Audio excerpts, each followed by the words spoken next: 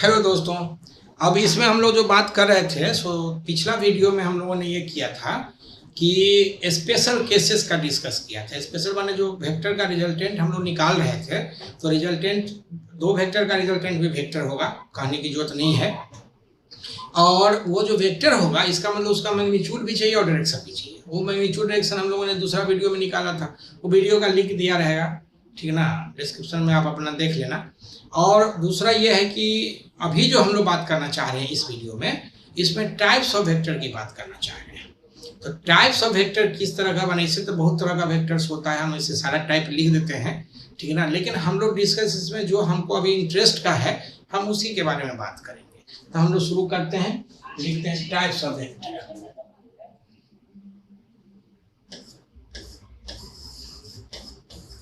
Types of vectors, ठीक है। Types of vector के लिए अगर हम लोग बात करेंगे तो पहला जो होता है ये हो गया पोजीशन वेक्टर। Position vector. दूसरा हो गया यूनिट वेक्टर। तीसरा हो गया like and unlike vector.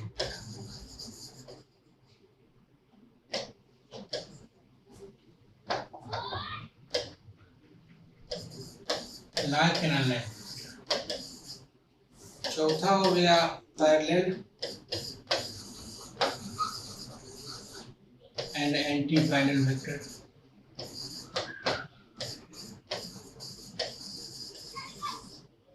Anti parallel vector. पांचवा हो गया collinear vector. Collinear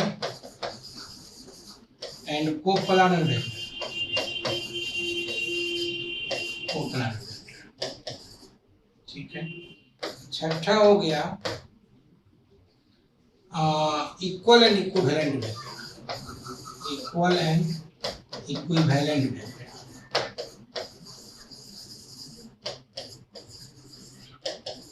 equivalent vector. सातवां हो गया axial and radial vector. Axial and radial vector.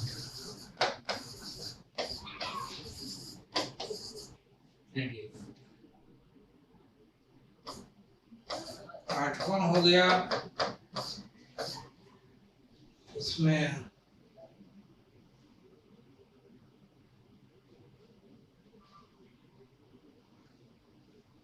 और क्या क्या बच गया वेक्टर, यूनिट वेक्टर हो ही गया।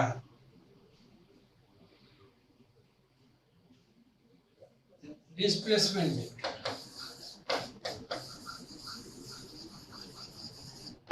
डिस्प्लेसमेंट, ठीक है। ETC मतलब और भी अगर आएगा हम लोग लिख देंगे ETC। अब है क्या कि हम लोग जो एक्सप्लेनेशन करेंगे, एक्सप्लेनेशन में हम लोग करते हैं पहले explanation.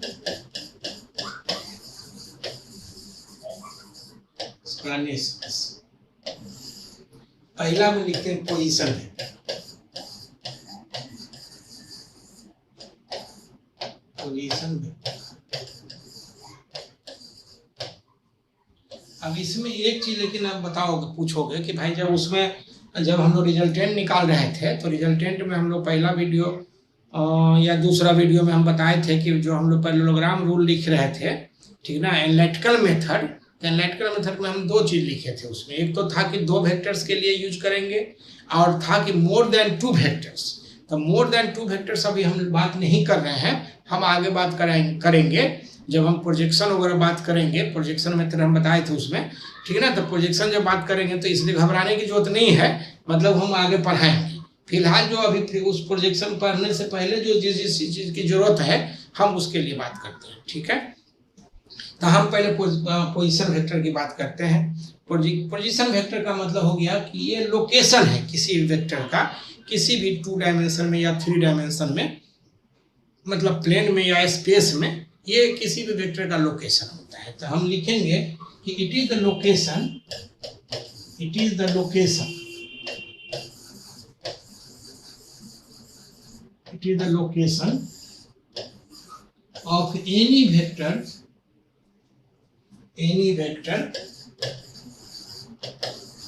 In a plane, plane को हम लोग 2 डायमेंशन बोलते हैं, और इन द स्पेस, इसको हम लोग 3 डायमेंशन बोलते हैं। विथ रेस्पेक्ट टू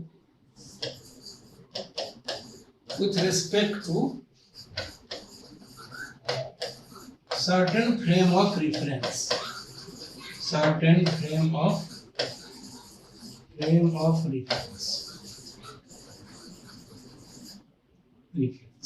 मतलब ये फ्रेम ऑफ रेफरेंस क्या है। और फिर 2 डायमेंशन 3 डायमेंशन के लिए हम लोग बात किए हैं। मतलब अगर हम इसको फिगर से दिखाना चाहें तो हम लोग ये बोलते हैं, ये x हो गया, ये y मान लेते हैं, ये ओरिजिन हो गया, और ये जो होगा सो पॉइंट P है, इसका x और y कोऑर्डिनेट हो गया। इसमें बताने की जरूरत नहीं है कि ये x हो गया, ये y हो गया। और अगर हम 3D के लिए बात करना चाहें तो ये हो गया x, ये हो गया y, और ये जो z एक्सिस होता है बेसिकली इस पर परपेंडिकुलर होता है, इसी z एक्सिस। ठीक है, तो जो परपेंडिकुलर लाइन तो हम यहाँ ड्रॉ कर नहीं सकते, तो हम इसलिए इसको दिखाते हैं कुछ इस तरह से, ये z एक्सिस, मतलब ये ओरिजिन हो जाएगा। और अगर हम लोग बात करेंगे तो ये P हो जाएगा, ये x, y, z हो जाएगा। हम इसको थोड़ा ठीक से लिख दें अगर, तो कुछ ऐसा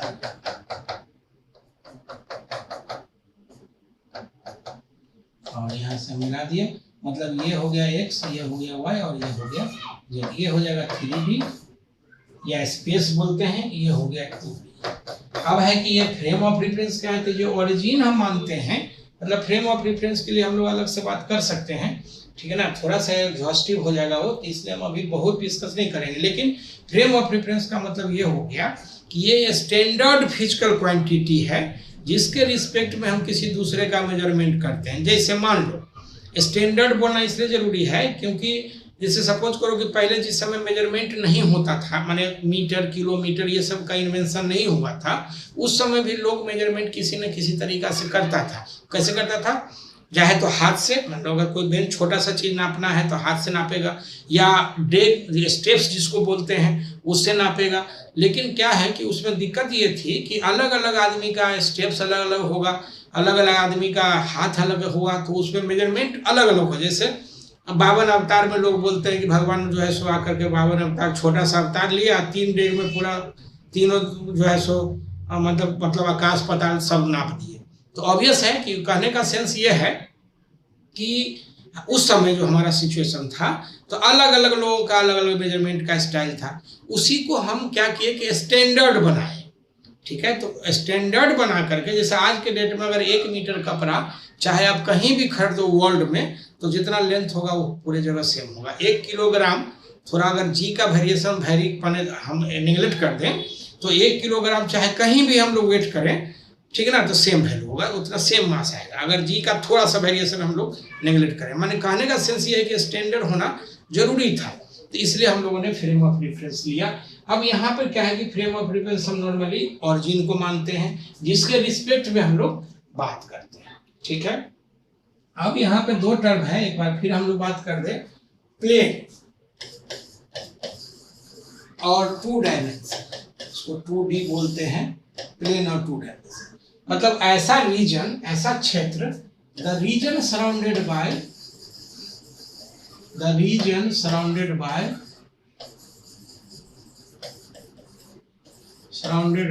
2 एक्सेस, एक्सिस का प्लूरल एक्सेस बोलते हैं, 2 एक्सेस इज नोन एज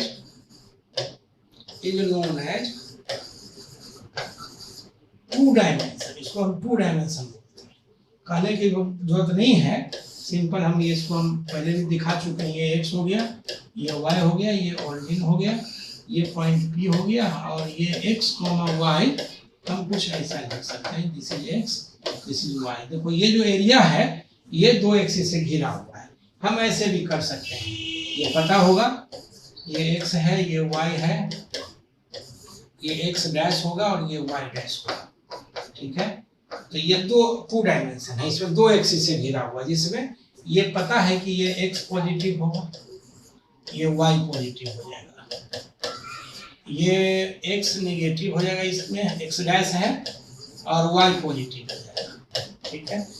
इसमें हम लोग x निगेटिव करेंगे, y निगेटिव आ जाएगा, और इसमें x पॉजिटिव और y जो है सो निगेटिव आ जाएगा। मतलब कहने का ये हो गया कि 2 डायमेंशन में हम लोग अगर बात करेंगे तो कुछ इस तरह से जो 2 एक्सिस से घिरा हुआ क्षेत्र होगा उसको हम लोग 2 डायमेंशन बोलते हैं, ठीक है। कोऑर्डिनेट वगैरह के टर्म में हम लोग फिर मान लो जैसे x है y है, अगर कोई डाटा दे दे, मतलब 3 है 4 है, तो स्वाभाविक है कहीं पे 3 रहेगा तो इसका मतलब पहला पोजीशन पर x लिखेंगे, दूसरा पोजीशन पे y लिखेंगे, ठीक है। अब अगर हम स्पेस की बात करें, स्पेस और 3 डायमेंशन, स्पेस और 3 डायमेंशन, ये डायमेंशन लिखते हैं 3D लिख रहे हैं, ठीक है। The region surrounded by, the region surrounded by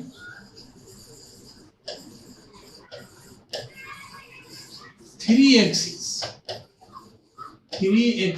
Axis, ठीक है, इज नोन एज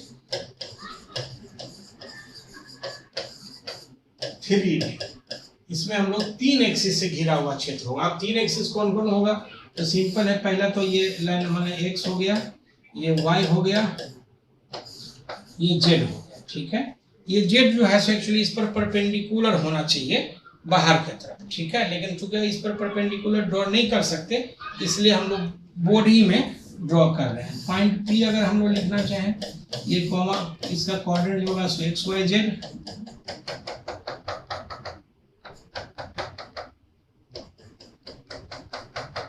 ये कुछ ऐसे, ठीक है, ये इस तरह से, ठीक है। अगर इसमें हम लोग प्लेन की बात करें तो एक बार फिर हम लोग बात कर लेते हैं। जैसा देखो कि क्या क्या किस तरह से ये x है, ये y है, ये z है, ये हो जाएगा xy प्लेन, ये xy से घिरा हुआ है, ये हो जाएगा xz प्लेन, xz से घिरा हुआ एरिया है, और ये हो जाएगा yz प्लेन, yz से घिरा हुआ है, ठीक है। इसी तरह से जो है सो बहुत सारा माने इसके उल्टा भी होगा, जैसे ये जो x है तो इधर उसके उल्टा x डैश हो जाएगा, ये y है इसके नीचे y डैश हो जाएगा, ये z इधर बाहर निकला हुआ है तो भीतर की तरफ z डैश चला जाएगा, तो उसी तरह से फिर और भी प्लेन इसमें आ जाएगा, ठीक है। तो इसमें कहने की जरूरत नहीं है कि इसमें xy प्लेन है कि माने x कोऑर्डिनेट y कोऑर्डिनेट होगा, z 0 होगा xy प्लेन में, माने दिस z विल बी 0, ठीक है। ये yz प्लेन है, इसका ना x विल बी 0, जो नहीं है ये xz प्लेन है, इसका मतलब y विल बी 0, मतलब कहने का सेंस है कि y का कोई वैल्यू इसमें नहीं होगा, तो इसको हम लोग पोजीशन वेक्टर बोलते हैं, ठीक है।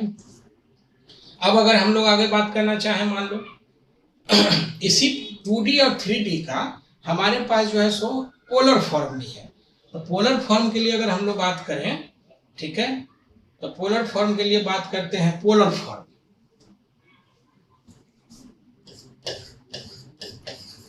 पोलर फॉर्म ऑफ 2D, ठीक है, polar form of 2D। In this case हम लोग जो लिखते हैं, in this case the coordinate is written as, the coordinate is written as, in this case the coordinate is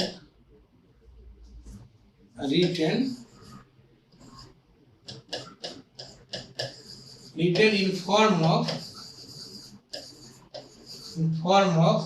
r theta, मतलब एक जो हो गया सो लीनियर मेजरमेंट है r, इसको लीनियर बोलते हैं, लीनियर मेजरमेंट,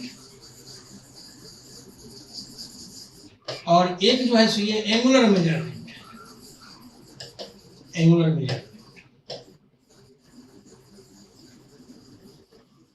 ठीक है। मतलब अगर हम इसको ग्राफ से लिखना चाहें, माने ग्राफ से दिखाना चाहें, तो ये मामला जो हो जाएगा, ये x हो गया, ये मान लो y हो जाएगा, ये हो गया 0, ये हो गया p, इसको हम लोग x, y, ये रेक्टेंगुलर कंपोनेंट है एक्चुअली, और ये x हो गया, ये y, ठीक है, और ये थीटा होगा इधर से, ये r हो गया, इसी चीज को r थीटा बोलते हैं। मतलब कि ओरिजिन से अगर पी पॉइंट तक जाना हो तो ऐसे चलने का नियम हमें बताते हैं। चलने के नियम में क्या है कि यहाँ से आप x चलो और यहाँ से y डिस्टेंस चलो, फिर पी पॉइंट पर पहुंच जाओगे। अगर नहीं तो दूसरा तरीका ये है, for the same point P we have another way to reach there. वो क्या है कि हम थीटा एंगल पर घूम जाएंगे और r डिस्टेंस यहाँ से चलेंगे तो फिर हम लोग पहुंच जाएंगे उसी पॉइंट पर। मतलब साफ है कि ये जो है वह सो हमारा रेक्टेंगुलर हो जाएगा, रेक्टेंगुलर या ऑर्थोगोनल, रेक्टेंगुलर कंपोनेंट, रेक्टेंगुलर बोलते हैं। और ये जो हो गया सो पोलर फॉर्म हो गया, इसमें एक एंगल और एक जो है सो लीनियर मेजरमेंट है। अब है क्या कि इस दोनों का कन्वर्जन कैसे होगा, माने पोलर से रेक्टेंगुलर कैसे होगा, रेक्टेंगुलर से पोलर कैसे हो गया। हम लिखते हैं कन्वर्जन।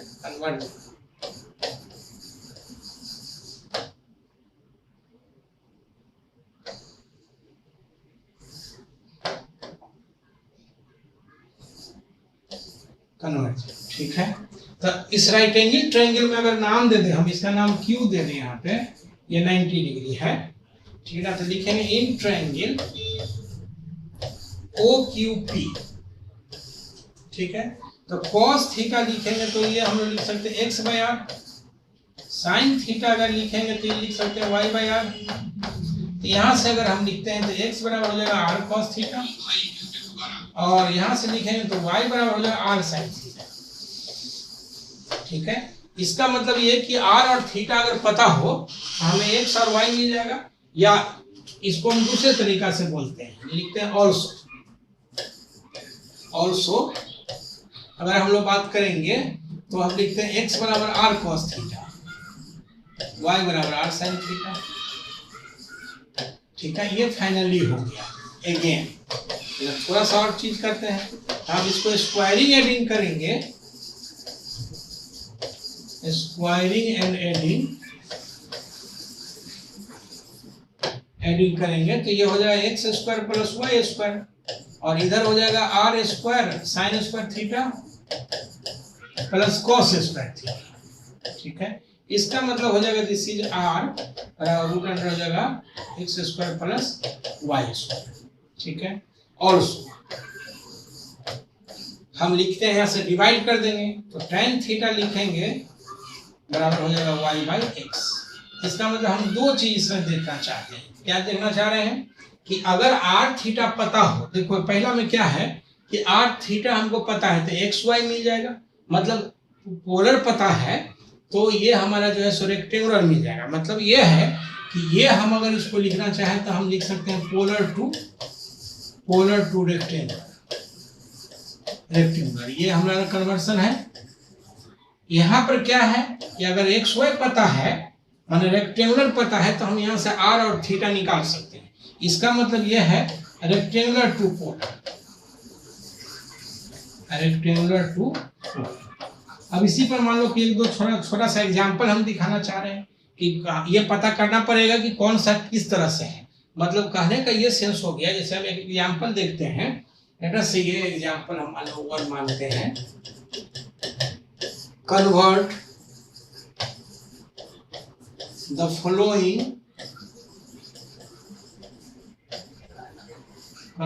फॉलोइंग कोऑर्डिनेट्स, ठीक है। मान लेते हैं कि इसमें ए में हम लिखते हैं 3√3, बी में लिखते हैं -3√3, अरे इंटरेस्टिंग है। सी में लिखते हैं -3√3 और डी में लिखते हैं दिस 3 -3√3, ठीक है। चार हम इसमें बनाते हैं और चार का एग्जांपल हम देते हैं, ठीक है। इससे क्या होगा कि पूरा का पूरा इसमें कहने की जरूरत नहीं है। इसको अगर सॉल्व करें और हम इसका अगर सॉल्यूशन लिखें तो कहने की जरूरत नहीं है कि इसमें लीनियर मेजरमेंट दोनों है।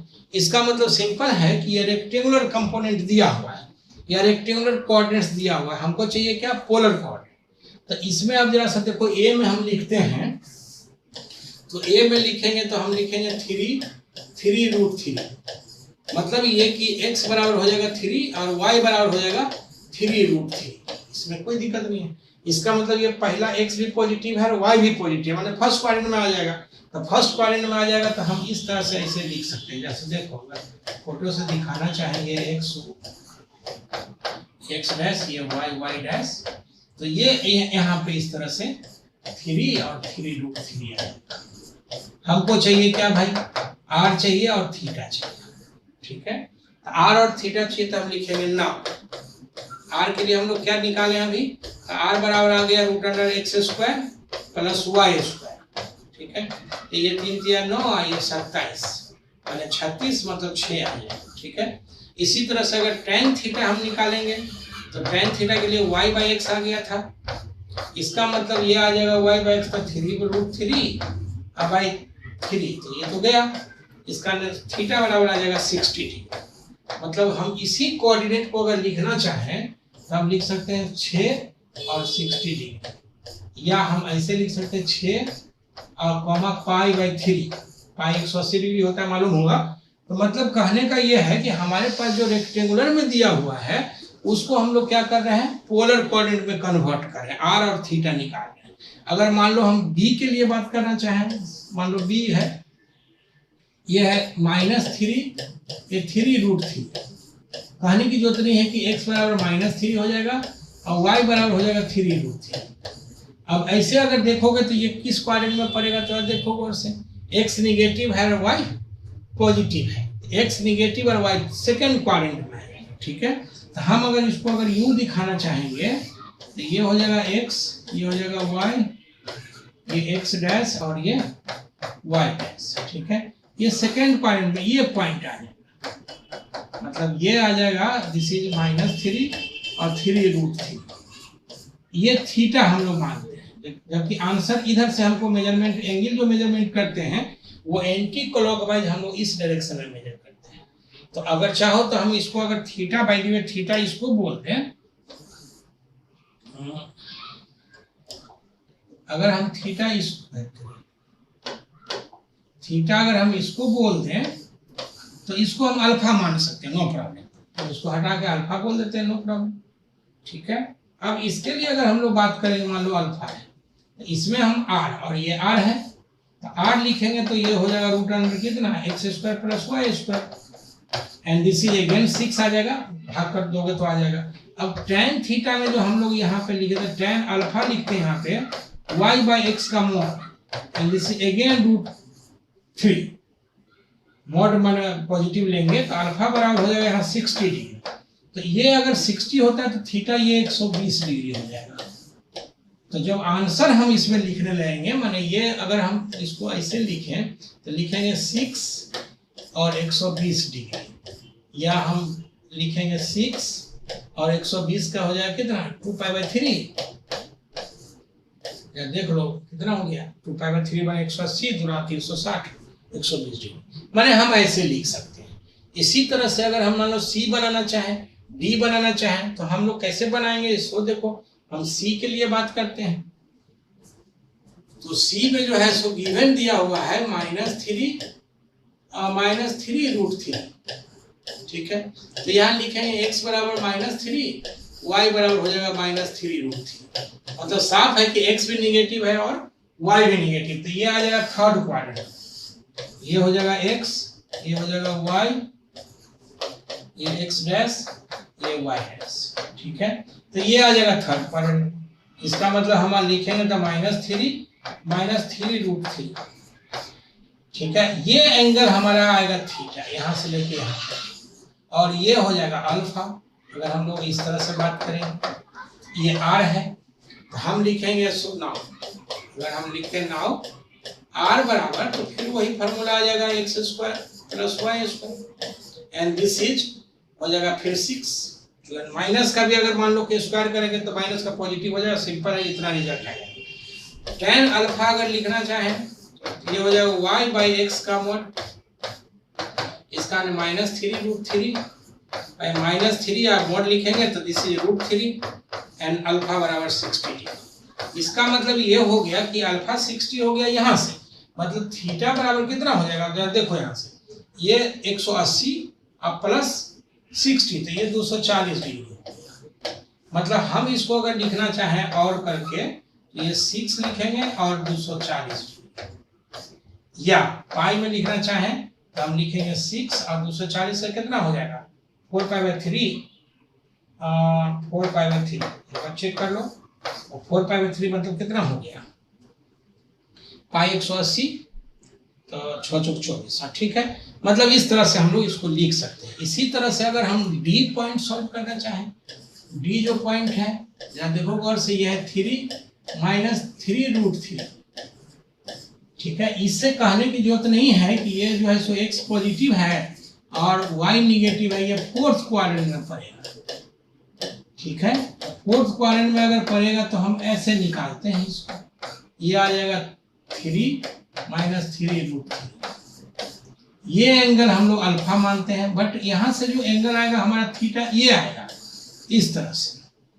ठीक है, तो इस तरह से एंटी क्लॉकवाइज हम लोग निकालेंगे। तो अब अगर मान लो कि हम यहाँ से बात करेंगे तो ये x का वैल्यू आ जाएगा 3 और y का वैल्यू अगर लिखेंगे, y का वैल्यू अगर लिखते हैं तो यहाँ से आ जाएगा दिस इज -3√3। इसका r बराबर लिखेंगे √x² + y² and this is again 6। tan alpha अगर हम लिखना चाहें तो ये हो जाएगा y/x का मॉड एंड दिस इज 3√3 -/3। तो स्वाभाविक है मॉड है तो खत्म हो जाएगा, अल्फा बराबर 60 डिग्री है। इसका मतलब ये हो गया कि जब हम इसका कोऑर्डिनेट लिखना चाहेंगे हम लोग पोलर कोऑर्डिनेट में, ये आ जाएगा 6 और ये इधर से 300 डिग्री आ जाएगा। ठीक है, मतलब यहाँ से ये 60 डिग्री घटा तो ये दिस इज 60, तो 360 में अगर 60 घटा होगा तो ये 300 डिग्री। या रेडियन में लिखना चाहोगे तो 6 और ये आ जाए कितना 5/π/3, कुछ ऐसा क्या चेक कर लो। जैसे ये 180 आ जाएगा तो ये 60 हो जाएगा, 6 पंचे 30, 300 डिग्री आ जाएगा।